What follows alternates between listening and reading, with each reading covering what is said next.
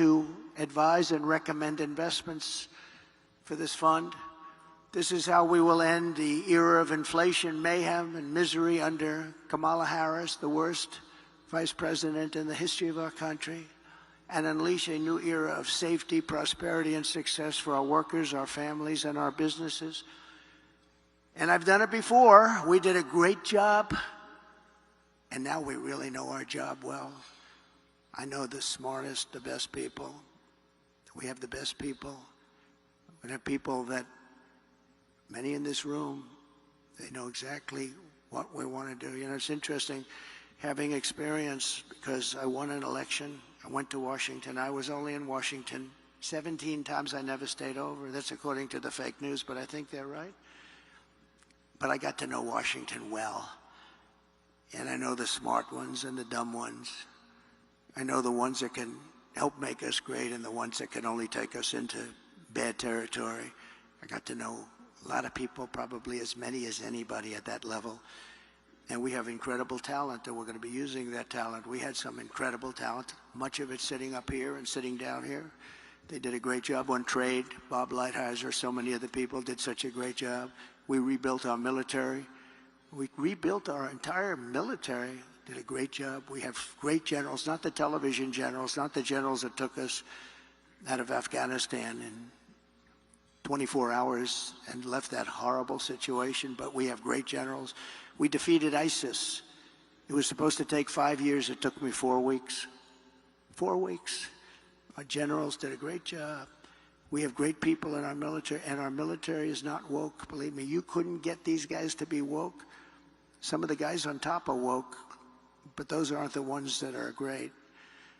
So we're going to do things that we didn't do even the first time. We had a great presidency. There was an article written the other day that the Trump presidency was a great presidency. With victory on November 5th, which will go down as the most important day in the history of our country, inflation will be gone, our energy will be unleashed, our economy will be set free, our sovereignty will be restored, our citizens will thrive, growth will come roaring back, and America's future will be brighter than ever before. So I want to thank you all. This has been a lovely experience. It was years ago that I was here. We talked about what we were going to do, and we did just about everything we said. And if you'd like, we'll take a few questions, Bob. Great. Thank you very much, Mr. Trump. Thank you.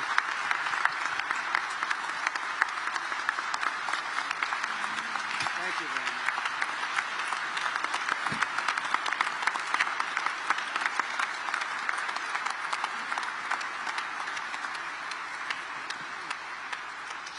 Thank you very much, and we're now moving, as promised, to the question and answer portion of the program.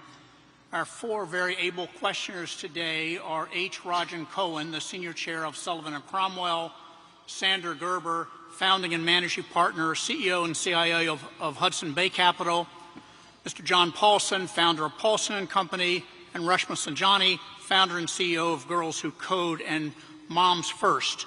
We're going to go in alphabetical order. And therefore, Raj, you have the first question. Thank you, Bob, and thank you, Mr. President. Thank you. I would like to ask about the United States economic sanctions programs. These programs have been used, as you well know, to advance our national security interests, our foreign policy objectives, but they also have economic implications. And the most recent was the program against Russia in response to their invasion of Ukraine, where for once we got the support of all our allies. So my specific question is, would you strengthen or modify any of these economic sanctions programs, particularly Russia, including the pipeline you mentioned? Well, it's a great question. The problem with what we have with sanctions, and I was a user of sanctions, but I put them on and take them off as quickly as possible, because ultimately it kills your dollar and it kills everything the dollar represents, and we have to continue to have that be the world currency. I think it's important. I think it would be losing a war. If we lost if we lost the dollar as the world currency, I think that would be the equivalent of losing a war. That would make us a third world country, and we can't let it happen. So I use sanctions very powerfully against countries that deserve it, and then I take them off. Because look, you're losing Iran, you're losing Russia. China is out there trying to get their currency to be the dominant currency, as you know better than anybody. All of these things are happening. You're losing so many countries because there's so much conflict with all of these countries that you're going to lose that, and we can't lose that. So I want to use sanctions as little as possible. One of the things that we have with tariffs is that I'll say to them, you don't honor the dollar as your world currency. Is that right? You're not going to do it? No, we're not. I said, that's okay. I'm going to put tariffs all over your product. And they're going to say, sir, we'd love to honor the dollar as the world currency. You know, tariffs, in addition to monetary and the money that we'll take in, which will be bigger than you've ever seen in this country before, gives you tremendous political power for something like that, as an example. I stopped wars with the threat of tariffs. I stopped wars with two countries that mattered a lot. A lot of people would have been killed. And I threatened tariffs coming into the United States if they don't make peace. And we made a lot of, we didn't have conflicts like you have right now. We had very intelligent people. But the biggest threat you have is you lose that currency, and we have lost something that you'll never get back. And we can keep it if we're smart, but they use it too much, and then they just forget about it. And these countries like Russia, it's going out now and doing its own thing, and you know, they're going out bragging about how they don't need us anymore, et cetera, et cetera. The sad part about Russia is that Ukraine would have never happened if I was president, so we wouldn't really have to be talking about sanctions, but it did happen. And one of the things I'm going to do, a little bit relevant to your question, is if we win, I believe I can settle that war while I'm president-elect. Before I ever get into office, I can get that war settled and get that war stopped, because it's a horrible, horrible war. And far more people are killed in Ukraine, far more people than you're realizing. They'll knock down this massive building, amazing, the size of these buildings, they'll knock it down. They'll say nobody was injured. No, a lot of people were killed. The real numbers are far greater than what people are looking at. So I think it's a very important thing. Sanctions have to be used very judiciously, and you can win. We have things much more powerful, actually, than sanctions. We have trade, but we cannot lose our dollar standard. Very important. Thank you very much. Great. Sander? Thank you, Mr. President, for all the details on your economic policy. As you alluded to, tariffs are the other side of sanctions. And given that China is our major trading partner with our largest imbalance and possibly our chief national security threat to the United States, how can we better institutionalize trade policy and national security policy to be coordinated? So I had a great relationship with President Xi of China, really very close relationship. Now look, he likes China, I like us, so. But I don't want to sound foolish. He was my dear, dear friend. He's a tough guy. He's a fierce person. I say very smart. You know, when you say he's smart, the fake news goes crazy. He said President Xi is smart. And I say, yeah, well, he controls 1.4 billion people with an iron fist. He's smart. But we had a very good relationship with China until COVID. And when that came in, it was a whole different ballgame as far as I was concerned. You know, we made a great China trade deal, maybe better than the USMCA, and I'd never talk about it because what happened with COVID for the whole world, $60 trillion and, you know, deaths, 70 million, 60, nobody even knows how many deaths.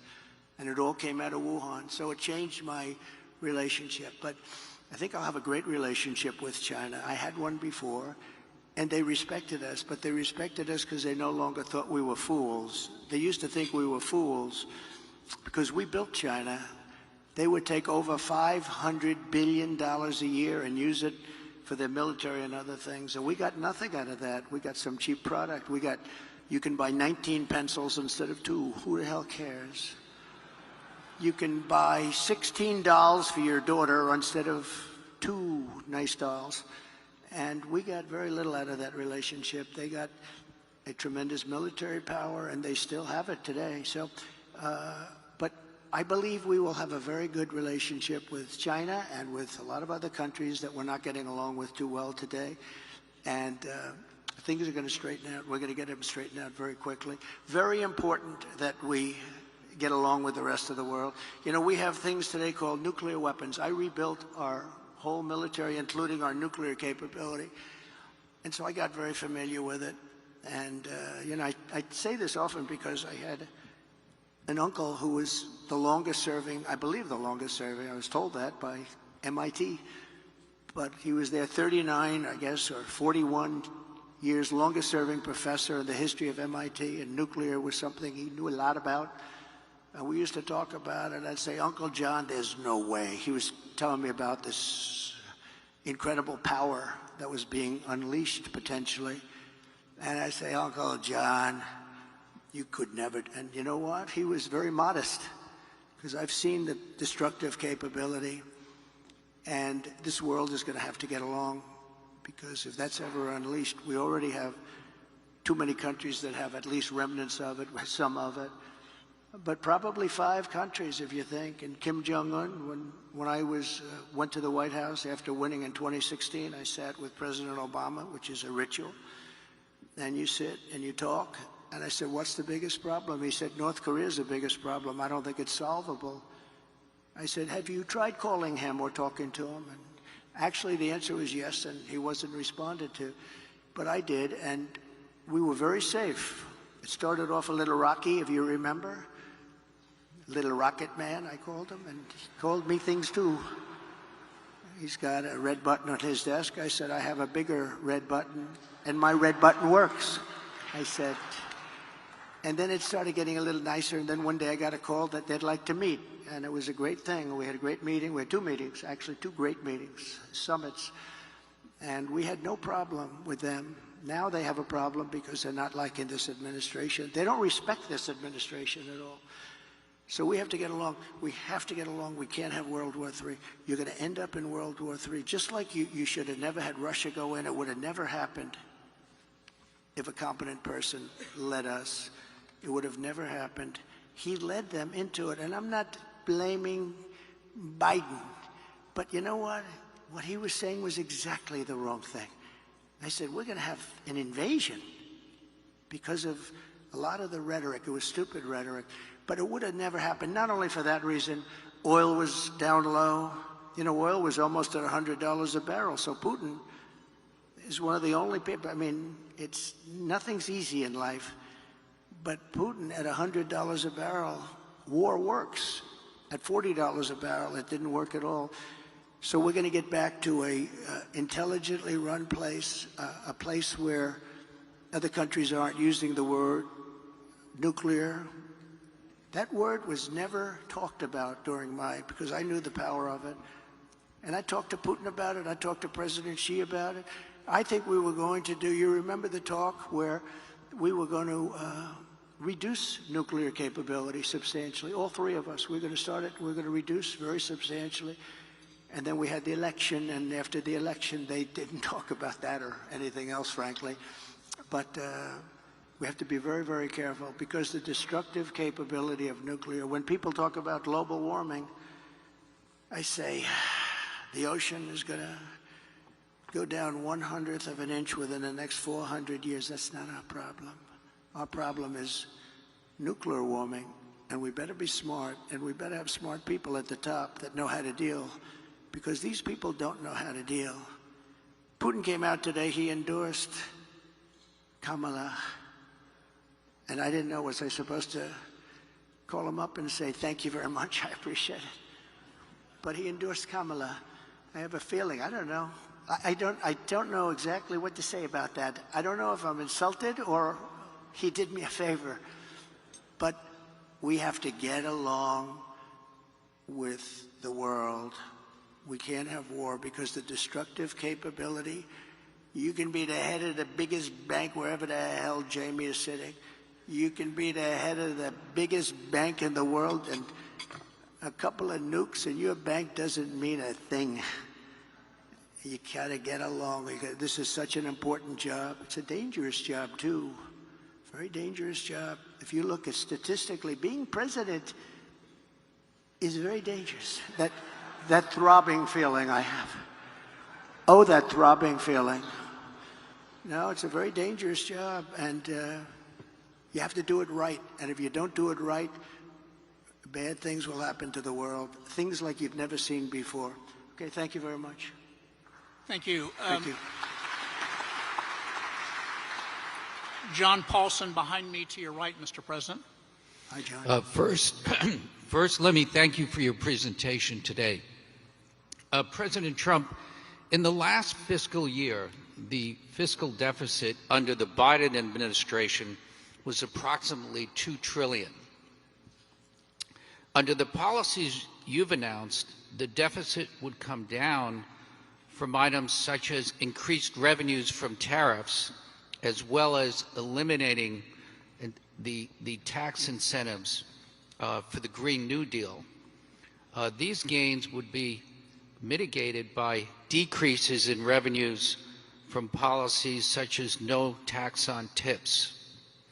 Overall, what do you estimate will be the impact of the fiscal deficit from your policies? Well, we just hit record highs at numbers that nobody ever thought possible. You're right, it's over $2 trillion. Nobody thought that was a number that was, I mean, you could go back 4 years, nobody thought a number like that would be possible. It's crazy, it's like, it's just horrible, actually. But yeah, we're $2 trillion, and I view it as profit and loss to a certain extent. A lot of people say, oh, it's trade. You know, you have many people say trade deficits don't matter. I think they matter a lot. I think they matter a lot. We're going to have tremendous growth. What I'm talking about is all about growth. The tax is relatively minor compared to the growth. We're going to make our money back on growth. We're going to also, I mean, we're going to grow like nobody's ever grown before. I think if this all works out, you're going to have the auto industry come back to America. Right now, China is building 2 auto factories in Mexico, massive auto factories, and they think they're going to make their cars in Mexico and send them back into the United States with no tax. It's not going to happen. Under this administration, it's going to happen. And they wanted to do that during my administration. I said, if you do it, we're going to put a 200% tariff on every car, and you'll never be able to see it. There will never be one car coming across our border. And if I would have let them do it, we would have had these 2 factories. Well, now they're building massive factories, more than 2, and they're going to kill Detroit. And the head of the union, the United Auto Workers in Detroit, has done a terrible, terrible job, just a terrible job. But we're going to bring tremendous growth back. And remember, we're also taking in a certain percentage. I won't name the percentage today, but it'll be a certain tariff percentage, which will be higher than people had heard in the past. And we will be bringing in billions and billions of dollars, which will directly reduce our deficits. Okay? Thank you very much. Good job you've done, by the way. Very good. Thank you. And the final question, Resma, is to you. Thank you. President Trump, you talked about how the increase in the price of food, gas, and rent is hurting families.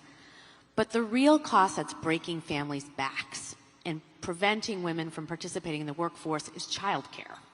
Childcare is now more expensive than rent for working families and is costing the economy more than $122 billion a year, making it one of the most urgent economic issues that is facing our country. In fact, the cost of childcare is outpacing the cost of inflation, with the majority of American families of young children spending more than 20% of their income on childcare. One thing that Democrats and Republicans have in common is that both parties talk a lot about what they're going to do to address the childcare crisis, but neither party has delivered meaningful change. If you win in November, can you commit to prioritizing legislation to make childcare affordable? And if so, what specific piece of legislation will you advance? Well, I would do that, and we're sitting down. You know, I was somebody, we had Senator Marco Rubio, and my daughter Ivanka was so impactful on that issue. It's a very important issue. But I think when you talk about the kind of numbers that I'm talking about, that, because look, childcare is childcare. There's something, you have to have it. In this country, you have to have it. But when you talk about those numbers compared to the kind of numbers that I'm talking about by taxing foreign nations at levels that they're not used to, but they'll get used to it very quickly. And it's not going to stop them from doing business with us, but they'll have a very substantial tax when they send product into our country. Those numbers are so much bigger than any numbers that we're talking about, including childcare, that it's going to take care. We're going to have, I look forward to having no deficits within a fairly short period of time, coupled with the reductions that I told you about on waste and fraud and all of the other things that are going on in our country. Because I have to stay with childcare. I want to stay with childcare, but those numbers are small relative to the kind of economic numbers that I'm talking about, including growth, but growth also headed up by what the plan is that I just told you about. We're going to be taking in trillions of dollars, and as much as child care is talked about as being expensive, it's relatively speaking not very expensive compared to the kind of numbers we'll be taking in. We're going to make this into an incredible country that can afford to take care of its people, and then we'll worry about the rest of the world. Let's help other people. But we're going to take care of our country first. This is about America first. It's about make America great again. We have to do it because right now we're a failing nation. So we'll take care of it. Thank you. Very good question. Thank you. Thank you, Bob. Thank you very much, Mr. Trump. It's great that you accepted our invitation to be with us today.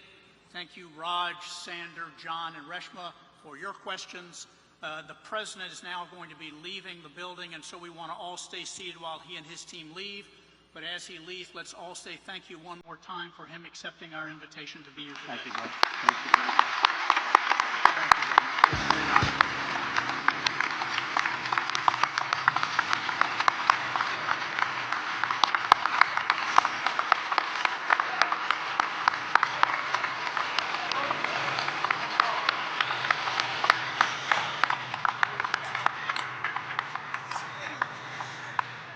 It's been an honor.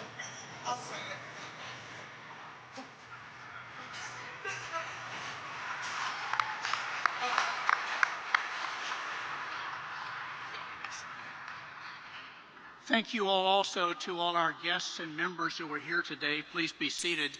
I also want to fill you in that we have a very robust lineup of speakers on the calendar for this autumn. If you look on the back of your program at your seat, and those on Zoom, you can refer to the screen to see what's ahead. Also, too, please stay connected to the website and email for updates in the coming weeks. We're hopeful to secure a date for Vice President Harris soon, and as always, we encourage you to invite guests to our events. Let me also take a moment to recognize those of our 375 members of the Centennial Society joining us today, as their contributions continue to be the financial backbone of our club. Let me also extend a warm welcome to the students who have joined us virtually today from Rutgers, NYU Stern School of Business and Graduate Center, as well as the largest ever class of 2024 fellows, a select group of rising, diverse next-gen business leaders. I think that's all for today. Thanks all of you for coming, and we look forward to seeing you throughout the autumn. Also, we have to say thank you to the amazing team of our club, led by Barbara Van Allen.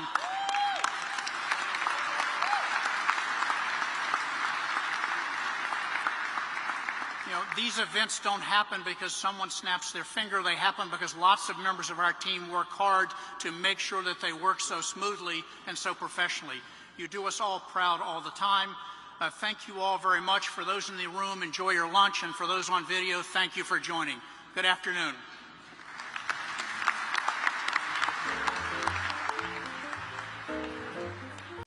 Former SEC Chairman Jay Clayton, Ambassador Woody Johnson, Senior Advisor Stephen Miller, my friends and respected business leaders all, John Paulson, Jamie Dimon, Steve Witkoff, Steve Schwarzman, Scott Bessent, Jeff Sprecher, Richard Kurtz, former head of the World Bank, David Malpass, and the two co-chairs of my presidential transition team that are being inundated with phone calls and requests, Linda McMahon and Howard Lutnick. Thank you. Thank you very much. As we gather today, we have an economic disaster on our hands. We have an economy in crisis, a failing nation, a nation in serious decline under the radical policies of my former opponent, Joe Biden, and my new opponent, Kamala Harris. 1.3 million workers have become unemployed in the past 12 months. I don't know if anybody knows that. The typical American family has lost over $28,000 due to rampant and record-setting inflation.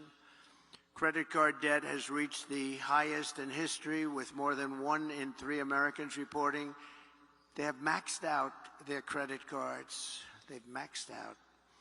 Families now need to earn an estimated $110,000 a year to afford a typical home, meaning 65% of households are locked out of buying just an ordinary house.